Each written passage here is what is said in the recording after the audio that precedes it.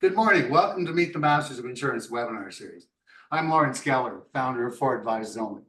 This is the 37th of what we expect to be a great many webinars with Canadians who've dedicated their careers to learning the art and science of insurance sales and service. Webinars in this series are now scheduled through the end of this year. And in fact, we've just added 2 more today for next year. Over the years, I've observed that every successful insurance agent whom I've met has succeeded differently, even if they're in the same field or deal with similar clients, and even if they're related or in business together. That's what makes the sale and servicing of insurance one of the best careers that I can imagine. It's possible to become a success in our business with diligence, integrity, and experience. With this webinar series, we intend to prove that any type of person can succeed in our business with time and hard, thoughtful work. Our goal is to create a record for each of these masters of insurance, so that some of their expertise and experience will be available to anyone who'd like to learn from them. Today, we have Michael J. Links with us. Michael has 36 years of experience helping individuals in small Canadian-controlled private corporations find solutions for their personal and professional goals and aspirations. He's a life and qualifying member of the MDRT, as well as a member and past president of ADVOCIS Toronto. He has served as chairman and past president of the MDRT Foundation, Charitable Foundation from 2002 to 2006 for the area.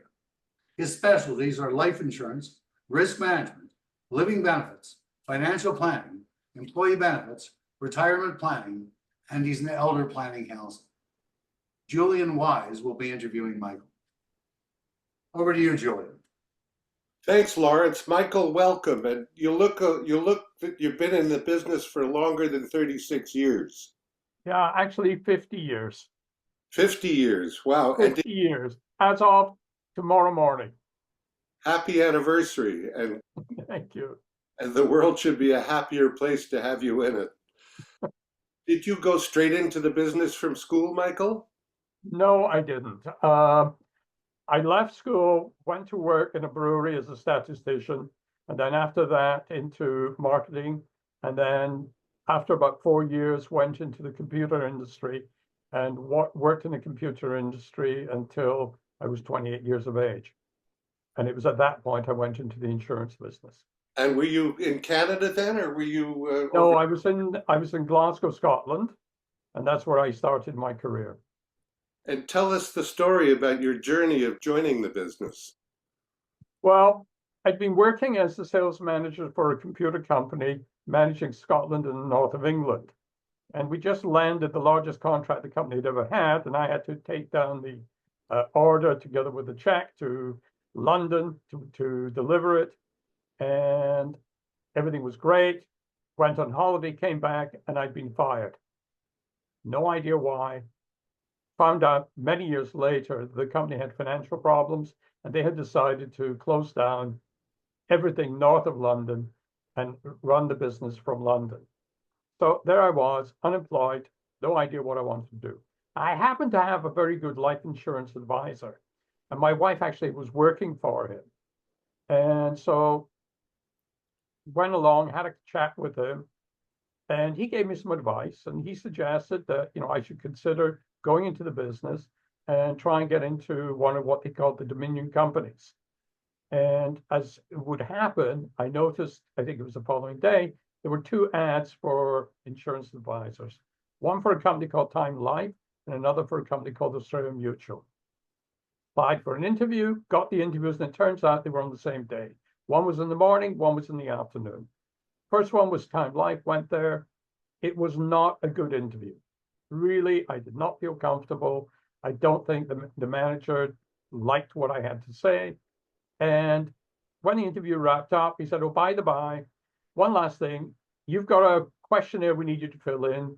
It's about 50 questions, no right answers, no wrong answers, just yes or no.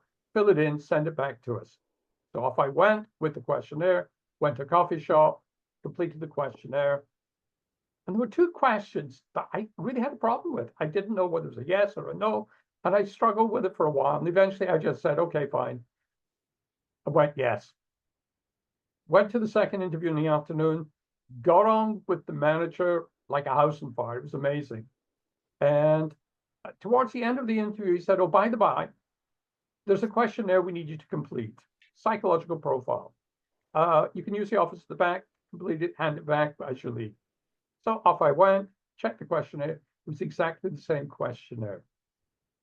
Completed it. I got to the same 2 questions that I had a problem with earlier. I then struggled with it, not sure what to do. I think this time I said no. I popped it in the envelope, handed it to him, and left. 2 weeks later, I get a letter from Time Life. "Sorry, the results of the profile questionnaire make us feel that you really wouldn't be suitable for this industry." Fair enough. Later that day, I got a phone call from the manager at Australian Mutual. "Highest marks he'd ever seen. How quickly can I come in for a second interview?" And that was it. After that, I was in the business. Wow. And what were the beginnings like for you, Michael? Well, the training school wasn't due till January, and I started November 1. So my manager sort of taught me some basics and set me out. So I went cold calling, and it was very simple. He said, "Here's what you have to do. You need 15 appointments a week. You'll probably only see 10. You need to do somewhere around about 4 fact-finding interviews, and out of that, you'll make 2 sales. And you need to do that every week." And that was what he wanted me to do. He taught me how to fact-find, and off I went. And I basically followed that religiously, and I've followed it religiously all my career. That's what I do. I did cold calling and cold calling until a time when I started getting a lot of referrals, because they told me referrals were important. And when the referrals started to exceed the number of cold calls, obviously I had a business. Michael, It was interesting. who did you target as clients at that early stage? At that early stage, I targeted predominantly young qualifying accountants. There was a publication that came out every year, and it listed the names of all the new young CAs and the firms they had joined, and even gave the phone numbers. Fabulous. So that's who I targeted. And I found, most of them within 5 or 10 years of my age. We got on well, and we ended up doing business with them. And they referred me to other young accountants that they knew, and that's how I started to build the practice. Wasn't there a particular knack that you had for developing referrals? Well, I'm not very good at referrals, and I'll go back. When I first got married, and this was 1970, my wife wanted me to get some life insurance. Okay. She had a life insurance advisor from the Prudential, and he came along. He was an elderly gentleman. I didn't get on with him, really didn't like him. However, in order to get rid of him, I bought a policy. And when we finished, he said, "Oh, by the by, I'd like you to give me the names of your 3 best friends." I didn't feel comfortable. So I gave him the names of my 3 worst enemies. When I came into the business, I decided I'm not going to put anybody in that position. So when I do my fact interviews, I would get the names of their professionals, doctors, dentists, lawyers, accountants, whatever, depending on who they are. And then when we finish the sale, I would then go into a referral program where I fed back names to them, which were the names of the people they had told me about. And I would say, "By the way, I'd like to talk to such and such. Would you have any objection just to give them a call and let them know I'll be giving them a call?" And I rarely got anybody saying no. And that's how I started to get referrals. And that's what I've always done. And it works. And it gets to the point where I'm getting referrals from people, phone calls from people I have no idea who they are, but they were told to call me by one of my clients who decided, "Yeah, you need to talk to such and such." all this from a fellow who didn't know anybody. Yeah. Well, especially when I came to Canada. When I came to Canada, I knew absolutely nobody. So I started from scratch, when in Glasgow, I used to go to some of the universities, and I found that in all their buildings, they would have notice boards with the names of the profs and the assistant profs and department heads. And I would sort of wander around, take a note of them, and then I would call in. And that was another way of getting, people to talk to, and it was all a matter of just making the phone calls. Now, were you writing large cases at that point, Michael, or were they small? Oh, the cases were very small.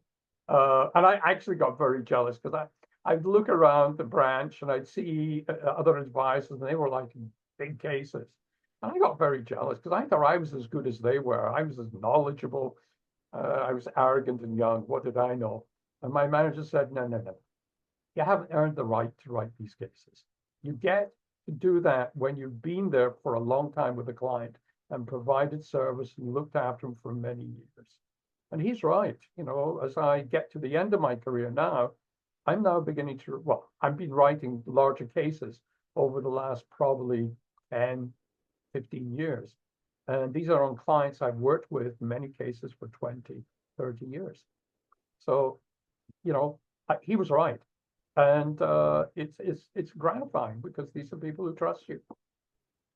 Michael, it's great. Have you had any death claims in that time? Oh, yeah. So, as I say, I joined the industry, I was 28 years of age. I ended up with a vice president of a construction company. And I did the fact interview. We had a long conversation. I did the work, came back, and I said, I have to tell you, quite honestly, there's really nothing I can do for you. You have been very well advised and looked after. And, as much as I would love to be able to sell you life insurance, you're more than adequately covered. However, maybe you'd like to consider setting up something for your son. And they had a son who was about 3 years old. So he thought about it and said, yeah, not a bad idea. So we did that, and we set up a policy, and I put a rider on it that in the event of the death of the parents, the policy becomes self-completing. Now, this was about 6 months into the business. And I moved on. About 9 months later, I come into the office and there's a notice of a death claim. I looked at it and I thought, nah, it's not mine. Didn't recognize the name. Then I looked again and I suddenly realized this was the name of the child. Turned out that the father had been driving home from work and had been killed by a drunk driver who came the other way round about the wrong way. My boss at that time said, okay, you're going to have to go out and handle the death claim. I got to tell you, that was the last thing I wanted to do. What do I know in dealing with a death claim with, I'm a 29-year-old, forget it. Anyway, he said, you got to do it. So off I went to see her. Turns out the other advisors that had worked for that family, none of them had ever shown up. They sent all the forms in the mail. And she didn't know what to do. So she said, could I help? So I sat down and we went through it and dealt with it and we took care of everything. About a month and a half later, I got a phone call from her saying, I've now received all the monies from all the various policies, et cetera, would you care to come out? I need you to help me invest the money, and I'd like an insurance policy on myself. I just want to make sure my son will be okay if anything happened to me. I learned from that, if you get a death claim, you have to handle it personally. Don't send it in the mail. You go, you spend the time, you need to be there. And I've done that ever since. Michael, what role has education played in your development? Well, it's vital. When I joined the industry in Scotland in 74, the Professional Association for Life Insurance Advisors, the LIA, was very new. I joined, my branch manager told me I needed to join, so I did. I did the ALIA, which is the equivalent in Canada of the CFP. And then I did the FLIA, which is the equivalent of the CLU. Apparently, they bought the program from Canada, I believe. Anyway, so I did that. And so I got my FLIA. That must have been in 78. And ever since, when we came to Canada again, I felt it was important. I had to learn things like I need to know tax, I needed the law here because it's different than in the UK. And then over the years, I've been involved in many, many different programs. I'd go to the advocates meetings, of which was them life underwriters. I'd go to CALU, I'd go to seminars, and I took different courses. So I've got my Elder Planning Council and now TP. So, it's important because we've got to keep learning because that's how you become more beneficial to your clients. Now, when did you come to Canada, and what motivated you to come to Canada? The economy in Scotland in the 70s was really bad. We'd had a Labour government for about 15 years. When I looked at it, it was like, it's probably going to take another 20 to 30 years before the economy turned around. So my wife and I decided we needed to emigrate. We looked at all sorts of possibilities. My boss suggested moving down to London. We didn't want to do that. My wife originally came from London. She didn't like it. He suggested maybe Australia, because that's where Australian Mutual Providence Society's office was. He said he could get me there. But to me, it was too far because I had an elder parent. And if something happened, coming from Australia would take too long. So we were over in Canada for a wedding. And I'm looking around. This is in Toronto, walking down University Avenue. I see all the insurance companies. And, it looks really interesting. So we thought, yeah, we'll try. And we applied. And Canada made the biggest mistake. They turned me down. Now it became a challenge. Had they accepted me, I might have said okay or maybe not. But the fact they turned me down, it became a challenge. So yeah, we battled on, and 2 years later, we got approval to come, and it's the best thing that ever happened. Did anybody help you in the process of finding a company and somebody to deal with when you? Yeah, I met a number of people. I came over to Canada a couple of times and talked to various people in the industry. And I met a few people. I'd also started listening to tapes from an organization called MDRT. I'd never heard of them. This was in the late 70s. And I remember hearing a couple of tapes from a guy by the name of Bruce Etherington. I was very impressed. I loved what he said. So I sent him a letter. I said, I'm coming to Canada. Perhaps we could meet, and perhaps you could give me some advice as to where to go, etc., etc. So he wrote back very nicely and said, no problem. When you arrive, give me a call. I did. We talked, and he introduced me to Ralph Simmons at London Life and Tony Laws at Canada Life. I met with both of them. They're great people. Unfortunately, London Life doesn't hire people who've been in the industry, regardless where. So that wasn't an option. I met with Tony Laws, and he hired me immediately. And so I started in April of 1980 at the Toronto City branch in University Avenue. And so I was grateful to Bruce because he was one who did the introduction. now, was there a system that you used or a process that you used in order to develop your business, or? Well, when you're at Canada Life at that time, they used the Granum system. And I got to tell you, I hated it. It drove me crazy. But, at the end of the day, if it wasn't for the Granum system, I probably wouldn't have survived in the industry in Canada. I really wouldn't have. And funnily enough, some years later, when I was at an MDRT meeting, I'm sitting in the audience, and there's a gentleman next to me, and I look over and I see his little, name card in front of him. It was Al Granum. And I looked at him and I said, I got to tell you, I hated you. I absolutely hated you, but I got to thank you because without you, I wouldn't be sitting here today. And it's true. It was what saved my business. So that was it. But people I spoke to, they were everybody and anybody. You know, when I came to Canada, as far as I was concerned, if they were walking, breathing, they were a prospect. And I went back to what I used to do, cold calling. And I cold called until I started to build up a client. And I did the same thing that I always did when I did fact interviews. I got the names of all their advisors and all the people that they dealt with. And I fed it back to them later on, asking for referrals. And it's worked. And eventually, after about 5 or 6 years, the majority of my new clients at that point were coming to me by referral.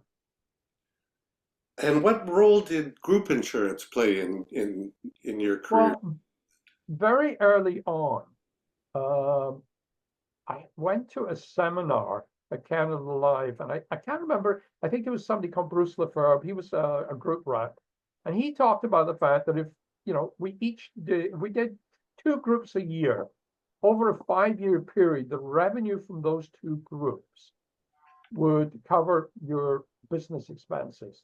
And I thought, yeah, that's not a bad idea. So that's what I started to do, and I found I liked it. Most of the groups initially were very small, but sort of like 10 to 15 lives, dealing with small Canadian private controlled Canadian corporations.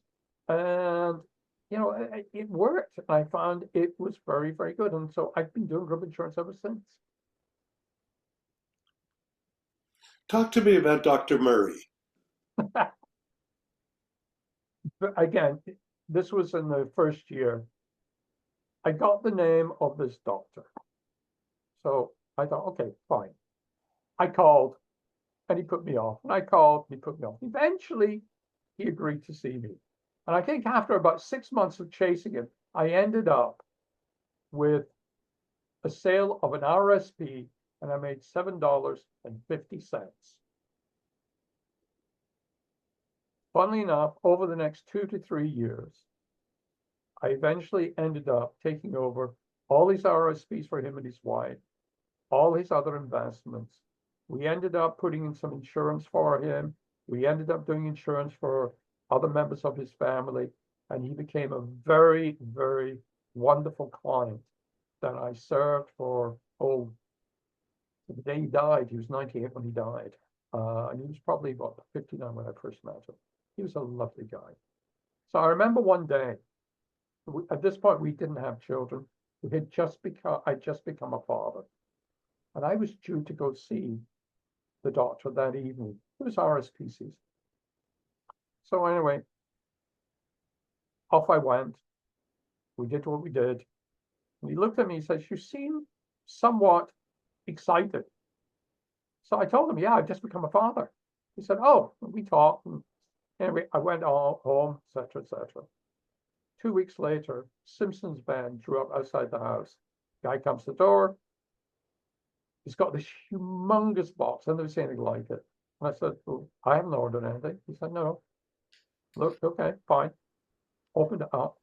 It was the largest playpen I had ever seen from the doctor and his wife. They were lovely people, and they were a pleasure to work with, and so were the kids. So it was really great. Wow. And he referred me, and this was interesting. I'd done my usual about referrals, and I'd start getting phone calls. And my name is such and such. Dr. such and such referred me. He thinks I should talk to you. I reckoned he was responsible for introducing me to about between 35 and 40% of my practice in the first 10, 15 years of my practice. Amazing guy. Did you ever take out key man insurance on his life? I joked about it with him. I really did. I said, "If anything happens to you, I've got a problem." But he was just a great guy, and he introduced me to some amazing people, and some of them are still clients to this day. So you had doctors and you had dentists and teachers and small businesses. Yeah, I'm very much a generalist. So I've got doctors and dentists and lawyers and accountants. I have teachers. I have small businesses, some larger businesses. It was interesting. When I left Canada Life, because I'd been with the branch for a while, but I wasn't really comfortable there. So I left, and the night before I left, I'd gone out and written 2 cases on a new client, and I didn't want to hand them in the branch, because if I did, I'd lose the client. I'd never get paid. And I'd heard a rumor there was a brokerage office somewhere in the Sheraton Centre.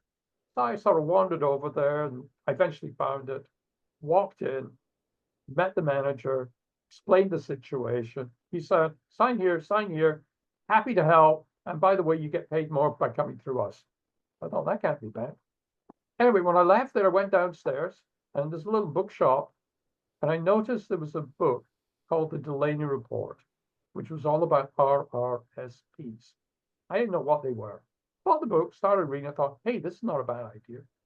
And I used that in order to get to see people who, if I called to talk to them about life insurance, they probably would have shut me out and said no. But RSPs in the 80s, big thing. Everybody wanted to do that. So I'd go along and I'd talk to them, and I'd end up getting them as a client. And then once they were a client, then we started doing other things. We do fact interviews, we do life insurance. We'd find out about the business. We'd talk to them about group insurance. We talked to them about pensions, wherever they needed. And basically, my job was to provide them solutions for whatever problems they may have. And it was great. I also ended up with what I called my little old women. This was funny. I was introduced to a lady. She was a widow, had a daughter, who was in her late teens. She'd had an amazing career. She'd been a social worker at a time when women didn't really go far in the professions. She ended up as head of child welfare in the city of Toronto. Her husband died, and she took over her husband's business. He was an art dealer. And so she ran the business for a number of years. And then after that had finished, she managed the real estate that her husband had accumulated during his lifetime. When I first met her, I walked into her house. It's a small place just off Bathurst and St. Clair. And as I walked into the lounge, I stopped. There was a painting above the fireplace. I kind of looked at it and went, hang on, I recognize that. And then as I looked around, I saw various paintings. And I turned to the lady, I said, these copies? She said, no. One was a Sicily, one was a Pissarro, one was a Monet, 2 Krieghoffs. And I kind of went, oh, are they insured? No, she says, can't afford it. So anyway, this started the beginning of a lengthy process, which ended up with us negotiating with the AGO for them to take over 2 of the Krieghoffs that they wanted for a very large tax receipt that she could use in her estate when she passed away to cover off capital gains, because she had a major capital gains problem. And she became a very wonderful client. We worked with her for a long, long time. And she became almost like a grandmother to my kids. We developed that kind of relationship. She introduced me to other single women that she knew. And we worked with them. And the thing I learned was that most of them, they wanted somebody to talk to. Because their kids, they were busy. Some of them had emigrated to the States. Some of them had gone elsewhere. They were still living in Toronto. They had lots of assets, but they had nobody to talk to. So if you were willing to sit down and listen to them and talk to them, you ended up with a very wonderful client. So I ended up with a fair number of little old ladies as clients, and they've always been wonderful. So I had a very diverse practice. Michael, how did you first get enticed to join the $1 Million Roundtable, and what role has it played in your life? Well, when I first came to Canada, I was doing some life insurance, but I was doing group insurance, I was doing disability. And when I looked into the MDRT, because of the way they calculated how you get to be a member, I didn't qualify. Okay, so I've been here, I think it was 9 years, so it's now 89. My old mentor from Glasgow, a guy by the name of Derek Schaefer, had come to Toronto to go to the Toronto MDRT meeting. And I knew he told me he was coming, so I agreed to meet him, and I went down to his hotel. We met, and he said, "Okay, which hotel are you staying at?" And I said, "I don't belong." He said, "Why not?" I told him. He challenged me. And he said, "You need to be a member." Okay. So, believe it or not, the following year, I qualified, and I went to my first meeting. It was amazing. I met some fabulous people, got some great ideas. And apart from 1 year since then, I've been a life and qualifying member, a qualifying member every year. And I find that by going down to the meetings, I get my batteries recharged, I get enthusiastic again, and I get great ideas because I talk to people and I learn what they do and how they do it. And some of those ideas I incorporate into my practice. I've got to meet wonderful people like Miller Grauer, Tony Gordon. They were great, and they were all willing to share, which is fabulous. And so it was a great experience. It's a great experience.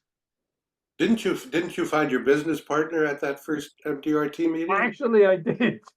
It was actually 3 years later. It was 3 years later, 1993. The meeting was in Boston, and the meeting was great. There was a couple of really wonderful presentations. I remember there was one from an advisor by the name of Larry Goldwasser talking about the value of life insurance, which I thought was fabulous. And then there was a presentation about something called study group. Okay, so I listened to what he had to say, and I thought that would be a wonderful idea. And if I can get a study group or join a study group where there are people who are more knowledgeable than me, but have been around longer than me, wow, that would be fabulous because I could learn. So anyway, the meeting finished. It was a very hot day. I decided to do a little wandering around Boston, but it was too hot. So I just decided I'm going to go to the airport. It'll be air conditioned. I'll sit around there, wait for my flight, and then fly back to Toronto. So I picked up a bus to the airport, and in the back of the bus, there was another guy who's talking about MDRT. I turned, we started talking. I discovered he was from Toronto. I'd never met him. Anyway, we decided we found out we were on the same flight. So we decided we'll go for dinner at the airport, which we did. And at that dinner, I said to him, I'm thinking it would be great if I could start a study group. And we talked about it. He said, it's a great idea. I thought about that too. As we were talking about it, Frank DeFederico walked into the airport. Now, Barry, who's now my partner, he knew Frank. I'd only seen him on stage. I'd never met him. So Barry immediately went over to him and said, "Thinking of starting a study group, what do you think?" He said, "Yes." That was great. On the plane, there was a gentleman there by the name of Ross Durant. And I had met him when I was working at Canada Life. But he was part of another study group. So I knew there was no way he was going to be interested. But he had a daughter, Michelle, and she was sitting beside him. So I went over, had a chat, asked Michelle if she was interested, and she thought, yeah, great idea. She joined. We then met somebody else, and by the end of the flight, we had 5 people. We held our first meeting early in August, and we used the office, the Life Underwriters Association, which was then at Les Mill Road. And since then, that group has met 3 to 4 times a year. You're part of it, Julian, as are Cindy Bowden, Don Kibblewhite, Harris Jones, and there've been other people who've come and gone because they've retired. but it's been a wonderful, wonderful experience. Michelle Wilson, of course. Pardon? Michelle Wilson, of course, And too. Michelle.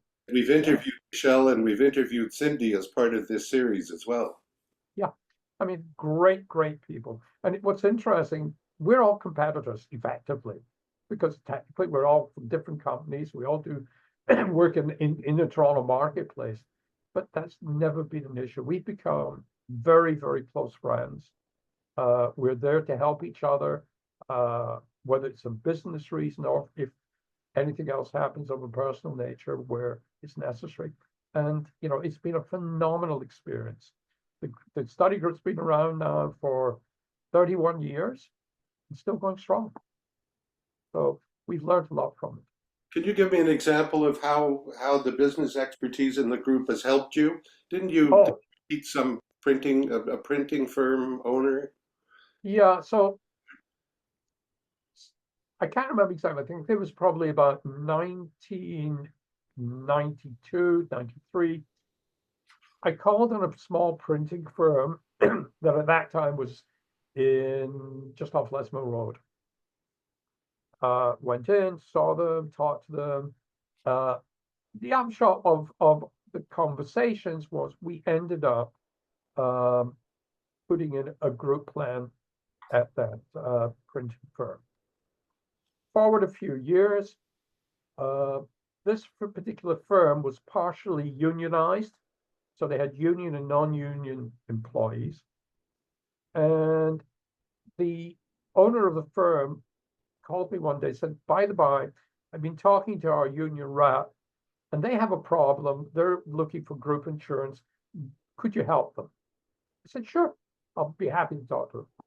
So I talked to them. This particular union is in two parts. Part of it is the newspaper industry, and part of it is independent printing firms. The newspaper side of the business had a horrible claims experience. Nobody wanted to talk to them. It was really bad. But the part that I was talking to that came out was the union members of the small printing firms. Well, some of them weren't so small. So here I had the opportunity to do something for the union. I didn't know where to go or how to handle it because it was going to have to be on an ASO basis. So I had the study group meeting, and I knew Michelle did a lot of group insurance. So I had a chat with her, and we decided we'll see what we could do. She had the marketplace, I had the client. The upshot was we ended up getting the business. We worked together with it for probably about 15 years. We ended up with about 25 separate companies under the union where we managed the benefit plan for the union. And it was a wonderful, wonderful experience. We did it through Canada Life, and it worked very well. But it became more and more all-consuming. And eventually, Michelle and I just decided that, you know what, it's stopping us growing the rest of our practice. And so eventually we managed to persuade the union to move it over to a TPA, and we let the group go. That's a third administrator for those of you who are. Sorry. So what was interesting is that the revenue that we were making from this particular group, which was quite a bit, within 18 months, because we now had time, we were able to replace that revenue. So we didn't lose anything by letting the group pass on to the TPA. So that was a very interesting experience. The other one, I can remember an interesting group one. There was a small company down in Hazelton Lanes, doesn't exist anymore, but it was called Adventure Tours. I walked in there one day. They had a group plan. They had 9 lives. We talked. They had just renewed their group plan. It was with London Life. So, okay, nothing I could do. But I asked the general manager I was talking to, I said, can I come back next year? Have a look at it when you're doing your renewal. He said yes. So I said, okay. A year later, I went back. They had a problem. They had lousy claims experience, couldn't get it placed properly. So I looked at it and looked at it, and I realized that the reason for the lousy claims experience was one individual who was no longer there at the company. He'd left. So we were able to persuade Sun Life to take the group. Over the next probably 50 years, we grew that group to over 200 lives. We ended up putting in a pension plan as well for the employees. It was right across Canada. It had branch offices from Nova Scotia to Vancouver. And it was great. And then one day the company was bought. And we got bumped out, or I got bumped out, because they wanted to bring in consultants who didn't get paid by commission, but would just charge a fee for the service they did. Okay, fine. Sad, but it gone. 2 years later, I got a phone call from the guy who used to own the company. He said, I'm starting up a new company. Would you be interested in providing the benefits? I said, sure. That was Sunwing. And we grew that. And again, by the time we were finished, it was over 200. We had the group, we had pension. And I think about 5, 8 years later, something like that, this too got bought up by the company that bought out Venture Tours. And again, we got bumped out. But it was wonderful. It was a great experience. And we were able to provide wonderful services to these employees. It was a lot of fun. It was really good. Wow, what a story. I love group. What a story. And I also, having known you for all these years, know you have a strong penchant for giving back. So tell me about your involvement with ADVOCIS, formerly the Life Underwriters. Yeah. So this goes back to the big early days of the study group.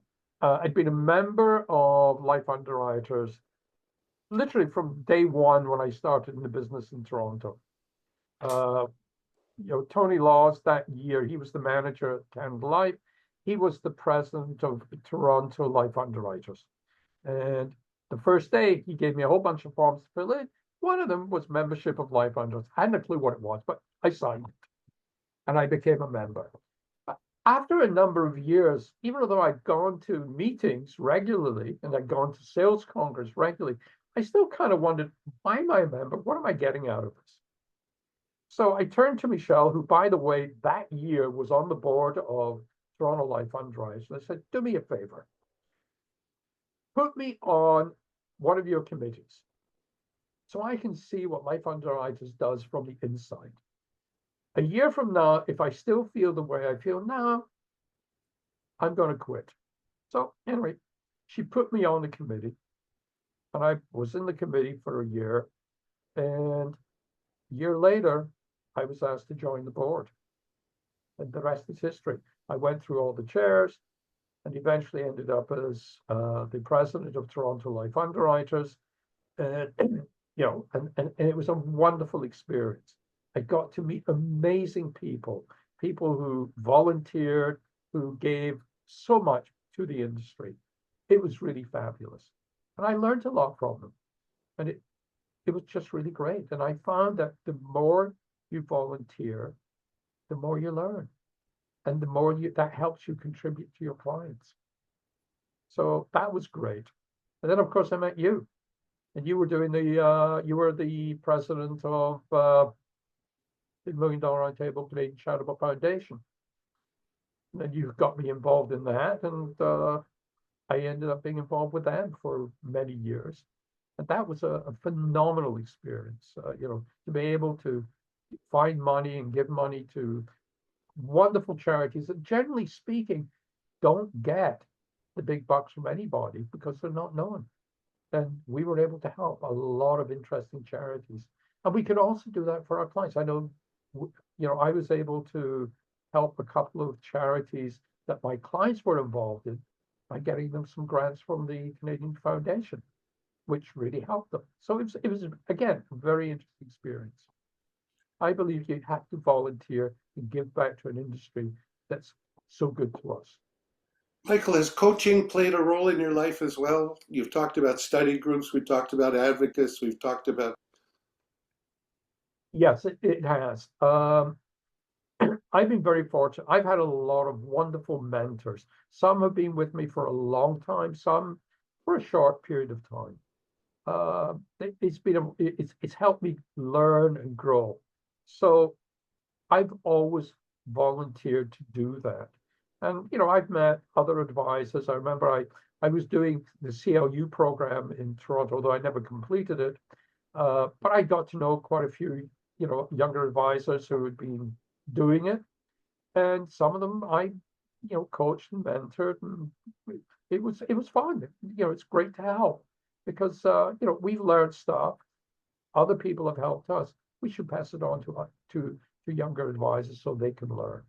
So yeah, so at MDRT they talked about a mentoring program, and I listened to this as well.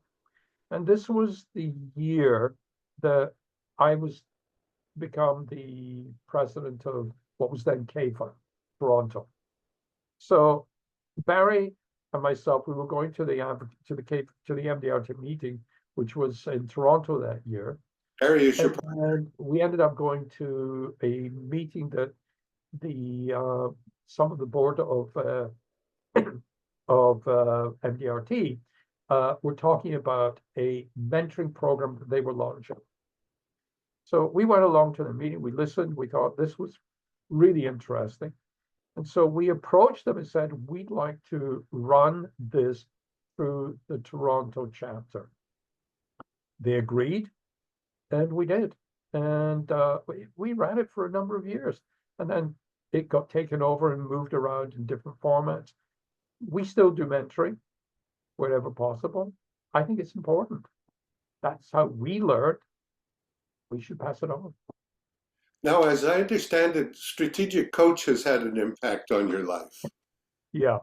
So again, while I was on the board of Life Underwriters, they had decided to bring Dan Sullivan to do a meeting. I went along to the meeting. Now, I'd been in the business at this point probably about 15 or 16 years. I was doing reasonably well, but for a number of years, I seemed to have hit a wall. I'd go up and down maybe $5,000 or $10,000 in revenue, but I couldn't seem to get it to the next level. So anyway, I go to this meeting and I'm listening to Dan talk. And about mid-afternoon, I turned to him, I says, scary. I almost get the impression you've been standing behind me watching what I do, because you know exactly what I'm doing and what I'm not doing. So I thought this was really interesting. I decided to join the program. Now, another thing that made me join the program is when we went away on vacation, and by this time we had 2 kids, what tended to happen was, especially if the vacation was either in Canada or even if we were down in the States, I continued working. I spent half the day on the phone, talking to the office, talking to clients. And one day my son, who at that point was about 9 years of age, turned around and said, Daddy, why didn't you bother coming on holiday? I said, what do you mean? He says, well, you're always working. I realized I had a problem. So I joined the program.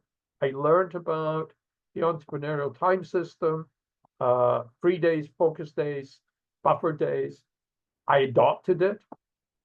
In my first year, I worked a lot less than I did in my normal year, previous years. I doubled my income and I took more vacation time. So at the end of the 4th meeting, the question was, am I going to rejoin? So I'm talking to my wife about this, and she looks at me and says, are you stupid?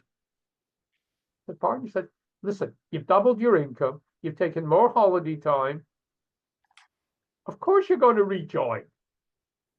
And I did. And I stayed in the program for, I think, 7 or maybe 8 years.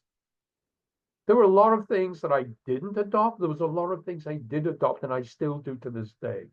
I took time off to allow some of it to be merged into the practice.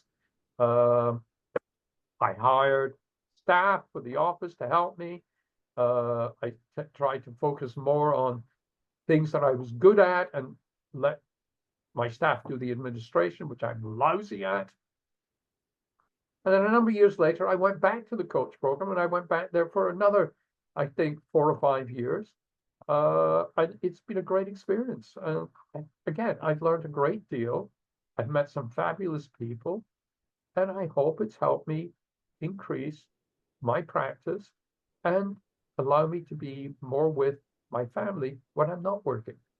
So it's been great. I think the coach is great. It's a great program.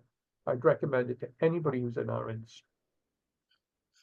Thanks, Michael. Michael, you talked about having been part of a branch operation and the help that was to you. Tell me about the progression of your business and what it looks like. Okay, so when I first started in the business UK, it was a branch, and it was really great. I had the most amazing branch manager. He originally had been an actuary at that company. But he looked around and he saw that there were advisors there who were making lots more money than he was, and he reckoned he knew more about the product than anybody else. So he badgered the company to let him become an advisor. After 9 months, he realized this wasn't from him. I think he said he'd written a policy on himself, a policy on a brother, maybe one other, and that was about it. So they said, okay, didn't work, go back to being an actuary. He said, no, no, no, no. So he ended up going into management. It turned out he was a phenomenal manager, and I learned a lot from him. He also linked me up with a mentor in the branch, and that was great. And it was wonderful because I always had somebody that I could go to when I had a question, needed advice, needed a good kick in the rear end when I was feeling down. It was great. Came to Canada, joined Toronto City. Again, a branch. This time, I didn't like what was going on. Now, this may have well been because I was just new to Canada, I don't know, but I got the impression it was all about competitions and make sure you write all your business during when there was a competition and hope somebody sticks. And anyway, I didn't feel comfortable. So at the end of the year, I left and I started working with the Canada Life brokerage office. That was a phenomenal experience. They were great people. I also ended up getting a job as the life manager for a small general agency. Now, it happened that that general agency had secured a contract to provide life services to a bunch of people that were coming in from Montreal. They were moving staff from Montreal to Toronto. And so I got to meet a lot of interesting people, and many of them became clients. 2.5 years later, the general agency, for reasons which I won't go into, folded. I got to keep the life clients. And after that, I started working from home and did so probably for about 10 years. And then I moved into an office, which I shared with 2 friends of mine, not in the business. Didn't realize I shouldn't have moved into the office because we're not allowed to share space with lawyers and accountants. So that was a mistake. So anyway, eventually that changed. At around this point in time, I was also doing work with Manulife through their brokerage office. And a lady by the name of Audrey Forbes, she worked with Manulife. She was on the board at Advocates with it, or Life Underwriters with us. Came over to me one day and said, "Oh, by the way, Michael, we've got a new contract. If you sign here and sign here, you get more services, and by the way, you get more commission." It was a no-brainer. I signed. Didn't realize what I was also doing was joining the Manulife Advisory group, and I was with them for well over 20 years. It was great, and although we didn't work inside their branch, Barry and I persuaded them when they were building a branch in Markham that they would build us an office next to the branch. So we had access to the branch, but we had our own office and our own independence. It was, again, a great experience because there were a lot of great people there. We needed advice, wanted to talk to somebody. We just literally walked in the door and there they were. And it was good. Of course, things changed and branches all closed. And I think that's a tragedy, because for young advisors and even older advisors like myself, being able to go talk to somebody, to share an idea or to ask for advice to help one of your clients is really important.